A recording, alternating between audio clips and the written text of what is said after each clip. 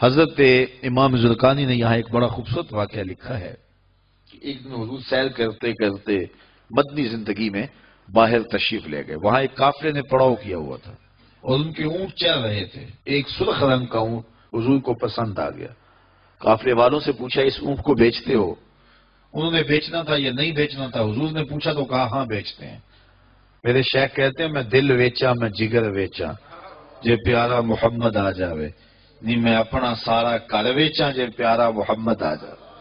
انہوں نے بیچنا تھا یا نہیں؟ کہا جی ہم بیچتے ہیں. اچھا کتنے کا بیچتے ہو؟ کہا جی اتنے کا. سودا طے ہو گیا. حضور نے فرمایا کہ میں کوئی تاجرانہ غرض سے تو آیا نہیں تھا کہ میں قیمت ساتھ لے کے آتا. میں تو سیر کرتا ادھر آ نکلا اور تمہارا اونٹ مجھے پسند آ گیا اور میں نے اس کا سودا کر لیا. ایسا کرو کہ اونٹ مجھے دے دو اور میں شہر جا کر کے اپنی اس کی اونٹ کی قیمت تمہیں بیچ دیتا ہوں. انہوں نے کہا میں منظور ہے. حضور نے اونٹ پکڑا اور چل دیے. اور جب حضور جا رہے تھے تو وہ حضور کو دیکھتے رہے اور جب آقا کریم نظروں سے اوجھل ہو گئے تو وہ دلوں پہ ہاتھ رکھ کے کھڑے ہو گئے. تھوڑی دیر کے بعد سکتے سے جب باہر آئے تو ایک دوسرے سے پوچھنے لگے یار یہ شخص جو اونٹ ادھار لے گیا اس کا پتہ پوچھا تھا کسی نے؟ جب کسی کو نقد سودا دیا جائے تو اس کا عطا پتہ پوچھنے کی ضرورت نہیں ہوتی. اور جب کسی کو ادھار دیں تو یا آپ اسے جانتے ہو یا درمیان میں کوئی ضامن ہو یا کوئی چیز گروی رکھی جائے. اور کہا ایک شخص آیا تم نے اس کو اونٹ دے دیا اس کا پتہ بھی نہیں پوچھا. اس نے کوئی درمیان میں ضامن میں نہیں دیا. تم نے کوئی شے بھی گروی نہیں رکھی اس کی. تو یار تم سب کی عقل پہ پردہ آ گیا. اس کا پتہ تو پوچھ لیتے. قیمتی اونٹ لے گیا. ایک بولا یار جب وہ باتیں کرتا تھا منہ سے پھول جھڑتے تھے. اذا تکلم رؤیا کالنور یخرج من بین ثنایا ہو. کہا میں تو اس منظر کو دیکھتا رہ گیا. دوسرا کہنے لگا یار جب وہ جو ہے وہ مسکراتا تھا سامنے والے پہاڑوں پہ عکس پڑتا تھا. اذا ضحک یتلالع فی الجدر. تیسرا بولا یار میں تو اس کی آنکھیں ہی دیکھتا رہ گیا. کیا خوب سجن دیاں اکھیاں نے, کیا خوب سجن دیاں اکھیاں نے جویں پل کے سرائیاں رکھیاں نے. تو اجے میرا یار نہیں ڈٹھا جنوں ویکھ کے چند شرماوے. ادھی راتی دن چڑھ جاوے جیو رخ تو نقاب اٹھاوے. تے جیو نکلے سیر کرن نو سارا گلشن سیس نواوے. اتے دھرتی لف لف جاوے جے ہاتھ پھلاں وچ رکھدا ہاتھ پھلاں تو ود جاوے. نین نشیلے مست رسیلے وچ سونا کجل سہاوے. اکھ اگڑے تے انج پیا جاپے جویں میں خانہ کھل جاوے. توبہ توبہ حسن سجن دا چال نہ چلی جاوے. بجلی ڈردی لشک نہ مارے متا بید بھی ہو جاوے. تے جے او کھولے پیچ زلف دے اتے راہی راہ پل جاوے. توبہ توبہ حسن سجن دا چال نہ چلی جاوے. علم خدا نے اینا دتا عقلاں وچ نہ آوے. عقل خدا نے اینی دتی علماں وچ نہ آوے. کی اعجاز نظر وچ او دی جو آوے وک جاوے. خلق او دے نے مولئی دنیا کوئی ورلائی جان بچاوے. آزم ایڈا سونا ماہی سانو کدرے نظر نہ آوے. انہوں نے کہا جو بھی ہوا تم اس کے حسن میں کھو گئے اور وہ قیمتی اونٹ اپنے حسن کا جادو جگا کے تم سے ہتھیا کے لے گیا. امام زرقانی لکھتے ہیں جب انہوں نے یہ کہا نا کہ قیمتی اونٹ ہتھیا کے لے گیا تو اب تک خاموش بیٹھی خیمے کے پردے کی اوٹ میں بیٹھی قافلے کے سردار کی بیوی نے خیمے کا پردہ سرکایا اور ان سے مخاطب ہو کے بولی انا ضامنۃ لسامان جمالکم لا یغدر بکم. خبردار اس کے خلاف کوئی بات کی تو اگر وہ قیمت نہ دینے آیا تو مجھ سے لے لینا, میں اس کی ضامنہ ہوں.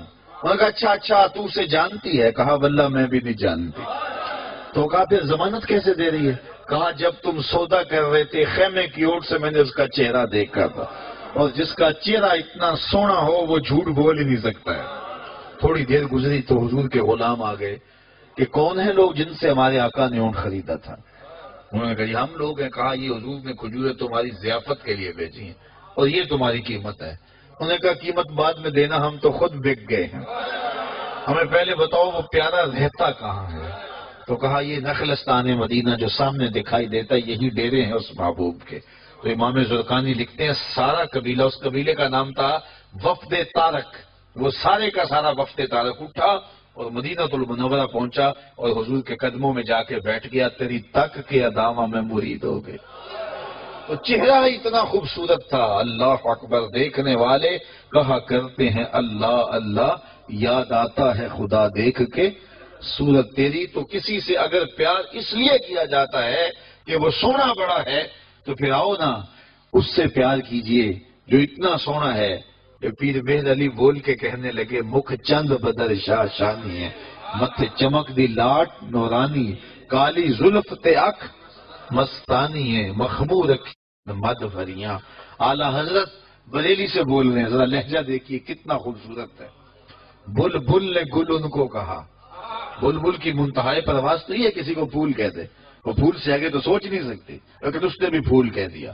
بلبل نے گل ان کو کہا، کمری نے سروے جاں فضا، حیرت نے جھنجھلا کے کہا یہ بھی نہیں وہ بھی نہیں، خورشید تھا کس زور پر، کیا بڑھ کے چمکا تھا کمر، بے پردہ جب وہ رخ ہوا یہ بھی نہیں وہ بھی نہیں۔ وہ حسن دیا اللہ نے اپنے محبوب کو۔ تو کسی سے اگر اس لیے پیار کیا جائے کہ وہ سونا بڑا ہے، تو مجھے بتاؤ کہ حضور جیسا سونا زمانے میں کوئی ہو سکتا ہے؟ اللہ اکبر، سارے حسن حضور کے قدموں سے پھوٹتے ہیں۔ اور مجھے اتنا اچھا لگتا ہے یہ شعر اعظم چشتی مرحوم کا کہ اس نے پتہ نہیں کہاں بیٹھ کے یہ شعر لکھ دیا کہ سمجھا نہیں ہنوز میرا عشق بے ثبات، سمجھا نہیں ہنوز میرا عشق بے ثبات، تو کائنات حسن ہے یا حسن کائنات، تو کائنات حسن ہے یا حسن کائنات۔ تو اگر کسی سے اس لیے پیار کیا جاتا ہے کہ وہ خوبصورت بہت ہے، تو پھر بتاؤ حضور کے حسن، یاد حضور کے چہرے کا جمال اور رنگ اور شان تو پھر حضور کا چہرہ ہے نا۔ حضرت میمونہ بنت کردم رضی اللہ تعالیٰ عنہ فرماتی ہیں کہ مجھے حضور کی زیارت کا شوق ہوا تو میں اپنے والد گرامی کے ساتھ حضور کی زیارت کے لیے حجۃ الوداع کے موقع پہ میں حج کے لیے گئی، اور حضور سواری پہ بیٹھے تھے اور میں اپنے والد گرامی کے ساتھ حضور کی قربت حاصل کرنے کے لیے اور حضور کی زیارت کے لیے پہنچی۔ حضور کے چمکتے چہرے پر نظر جم نہ سکتی تھی اور میرے میں ہمت نہ ہوئی کہ میں حضور کے چہرے کو دیکھ سکوں۔ تو حضور سواری پہ بیٹھے تھے تو میں حضور کے پاؤں کو دیکھنے لگی۔ فرماتی ہیں کہ حضور کے انگوٹھے کے ساتھ والی جو انگلی تھی اس کا قد باقی انگلیوں کی مناسبت سے لمبا تھا۔ فرماتی ہیں ما نسیت فی ما نسیت طولا اصباحو، کہتی ہیں کہ آج تک اتنا عرصہ گزر گیا ہے، حضور کی مبارک انگوٹھے کے ساتھ والی انگلی کا حسن ہی میری نگاہوں سے زائل نہیں ہوتا۔ یار جس کی انگلی اور جس کے پاؤں کا حسن اتنا ہے، اس کے چہرے کی جمال کی کیفیت کیا ہوگی؟ وہ کسی شاعر نے کہا تھا نا کہ قدموں پہ جبیں کو رہنے دو، چہرے کا تصور مشکل ہے۔ قدموں پہ جبیں کو رہنے دو، چہرے کا تصور مشکل ہے، جب چاند سے روشن ایڑی ہے رخسار کا عالم کیا ہوگا؟ جب چاند سے روشن ایڑی ہے رخسار کا عالم کیا ہوگا؟ تو حضور علیہ السلام کے حسن اور حضور کے جمال کی وجہ سے اگر پیار کیا جائے تو پھر مجھے بتاؤ کہ حضور علیہ السلام سے بڑھ کر کائنات میں حسین کون ہو سکتا ہے، خوبصورت کون ہو سکتا ہے؟ تو اس لیے ہماری محبتیں اور ہماری عقیدتیں حضور کی بارگاہ میں دست بستہ حاضر ہوں۔ اب کسی سے اگر پیار کر لیا جائے تو اس پیار کے تقاضے کیا ہیں؟ بندہ جس سے پیار کرتا ہے اس کا کثرت سے ذکر کرتا ہے، اور یہ محفل میلاد اس عقیدت کا روپ ہے، محبت کے اس تقاضے کی تکمیل ہے۔ بندہ جس سے پیار کرتا ہے اس کا کثرت کے ساتھ ذکر کرتا ہے، اس کا جی چاہتا ہے کہ اس کا تذکرہ چھڑا رہے، اس کی باتیں ہوتی رہیں۔ رومی علیہ رحمہ جنہیں اقبال نے اپنا مرشد مانا ہے، ان کا کمال یہ ہے کہ وہ تمثیل سے بات سمجھانے کی عادت رکھتے ہیں۔ وہ اس نقطے کو بڑی خوبصورتی سے سمجھاتے ہیں کہ کسی نے مجنو کو دیکھا کہ ریت کے اوپر لیلا لیلا لکھ رہا ہے، اس نے رک کے پوچھا یہ کیا کر رہے ہو؟ تو گفت مشق نام لیلا می کنم خاطری خود را تسلی می دہم، اس نے کہا اپنے محبوب کا نام لکھ لکھ کے دکھی دل کو قرار دے رہا ہوں۔ تو رومی کہتے ہیں کہ اگر مجنو کو لیلا کا نام تسکین دیتا ہے تو امتی کو حضور کا نام تسکین نہیں دیتا۔ اور میں تو کہا کرتا ہوں میں خانہ سہارا دیتا ہے نہ جام سہارا دیتا ہے، ہم کو تو مدینے والے کا ایک نام سہارا دیتا ہے۔ ٹھنڈ پڑ جاتی ہے سینے میں جب کسی کے لبوں پہ اس مبارک نام کا چراغاں ہوتا ہے، تو جس سے پیار کیا جاتا ہے اس کا کثرت سے ذکر کیا جاتا ہے۔ میاں صاحب نے بھی اپنے انداز میں کہا ہے نا، جو کسی عاشق ہوے تے گلوں سے دی کرتا، 100 مکر بہانے کر کے مرنے ہو اس نے مرتا۔ جب محبت کسی سے ہو تو پھر اس کا تذکرہ کسی نہ کسی بہانے چڑھا جاتا ہے۔ یہ نہیں ہو سکتا کہ طبیعت اچاٹ ہو جائے کہ یہ بات چھوڑو بھی نا۔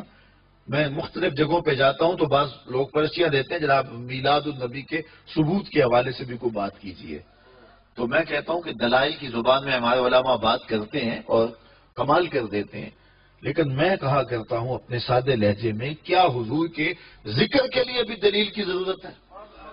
کبھی ایسا ہوا ہے کہ پھولوں کا تذکرہ چڑھا ہو اور بلبل کہے کہاں لکھا ہے؟ بات شمع کی ہو رہی ہے، پروانہ دلیلیں ڈھونڈ رہا ہو، اور یہ بھی ممکن نہیں ہے کہ بات سرکار مدینہ کی ہو رہی ہو اور امتی کو کسی دلیل کی ضرورت ہو۔ محب کے لیے اس سے بڑا سرمایہ کوئی نہیں کہ کوئی اس کے محبوب کا ذکر چھیڑ دے۔ تو محبت کا تقاضا ہے بندہ جس سے پیار کرے اس کا کثرت سے ذکر کرے۔ دوسرا تقاضا یہ ہے بندہ جس سے محبت کرتا ہے اس کا نہ عیب سن سکتا ہے نہ اس کا عیب دیکھ سکتا ہے۔ حبو کا شیع یومی و یسم، بندہ جس سے محبت کرتا ہے اس کی محبت میں بہرا بھی ہوتا ہے، اندھا بھی ہوتا ہے۔ اس کی محبت میں جو ہے وہ نہ اس کا عیب بیان کر سکتا ہے، نہ اس کا عیب سن سکتا ہے، نہ اس کو اس کا عیب دکھائی دیتا ہے۔ جہاں محبت پیدا ہو وہاں عیب نظر نہیں آتے، وہاں کمال نظر آتے، عیب ہوں بھی تو نظر نہیں آتے۔ رومی علیہ رحمہ فرماتے ہیں، وہ اس کو بھی ایک تمثیل سے سمجھایا کہ بادشاہ وقت نے لیلا کو دربار میں بلا لیا اور کہا کہ تیرے حسن کا بڑا شعلہ ہے، تو نے ایک شہزادے کو حواس باختہ کر کے رکھ دیا، اور حتیٰ کہ اس کا تشخص اور نام بھی بھول گیا۔ نام تو اس کا کیس تھا نا، لیکن دنیا مجنون کے نام سے جانتی ہے۔ وہ کسی نے کہا تھا تیری محفل میں آ کے بدنام ہوئے، نگاہ زمانہ میں بے نام ہوئے، تو نے وعدہ کیا تھا بچھڑیں گے نہ ہم، تیرے ہی ہاتھوں سے نیلام ہوئے۔ تشخص تک مٹ گیا، نام تک مٹ گیا۔ کہا تیری آنکھوں میں کون سا جادو ہے کہ تو نے ایک شہزادے کو حواس باختہ کر دیا؟ مجھے تو تیرے میں کوئی کمال نظر نہیں آیا، تیرے سے زیادہ میری لوڈیاں خوبصورت ہے۔ گفت لیلا را خلیفہ کاں توئی، کس تو مجنو شد پریشان و غوی، از دیگر خوباں تو افزون نیستی، گفت خامش چوں تو مجنو نیستی۔ بادشاہ نے بلا کر کے لیلا کو کہا کہ کون سا جادو ہے تیری آنکھوں میں؟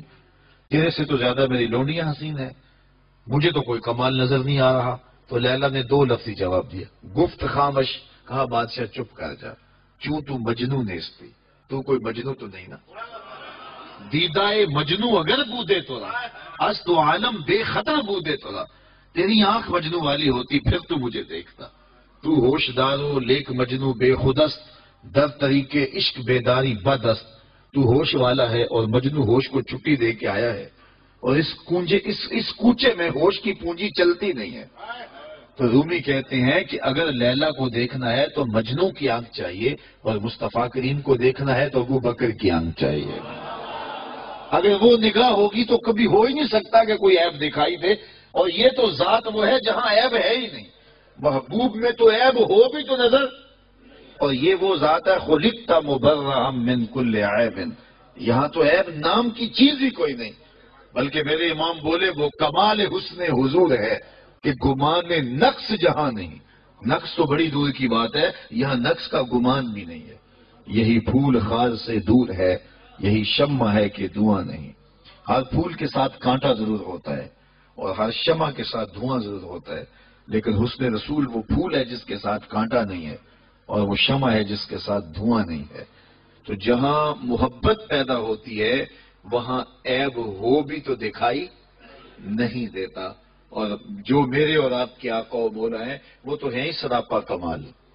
اللہ اکبر، ہمیں اس پہ ناز کرنا چاہیے کہ ہمیں حضور عطا کیے گئے۔ خدا کی قسم حضور کی ذات وہ ذات ہے، میں نے کتب میں پڑھا ہے 12 نبیوں نے آرزو کی ہے کاش ہم حضور کی امت سے ہوتے، نبیوں نے تمنائیں کی ہیں، آرزو نہیں۔